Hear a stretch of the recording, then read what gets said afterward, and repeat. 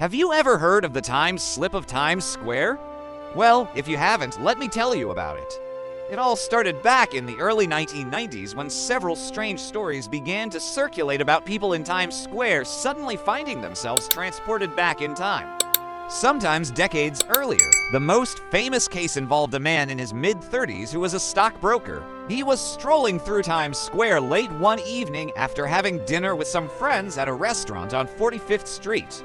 As he rounded the corner onto 8th Avenue, he noticed something strange. It was as if he had walked onto a movie set. Old Packard and Studebaker cars filled the streets. Neon signs advertised brands that no longer existed, and everyone was dressed in clothing that looked like it was from the 1950s. He stopped for a moment to try to make sense of what he was seeing. Instead of modern music blaring from cars and shops, he heard swing jazz and big band tunes. The smells were different too. There were aromas of freshly popped popcorn and roasted peanuts that seemed out of place in the modern era. Confused, he approached a nearby newsstand to get a closer look.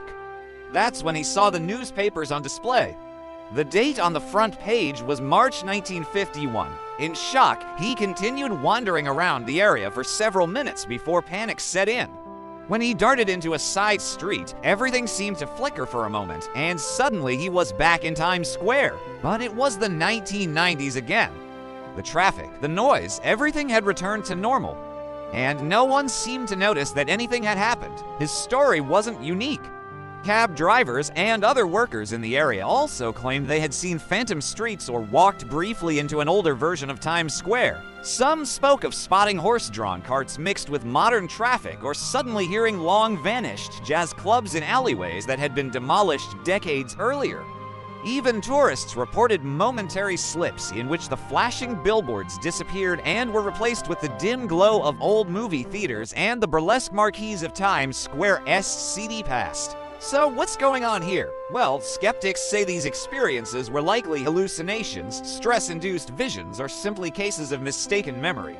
After all, Times Square has changed drastically over the years, and many of these stories come from people who may have been intoxicated.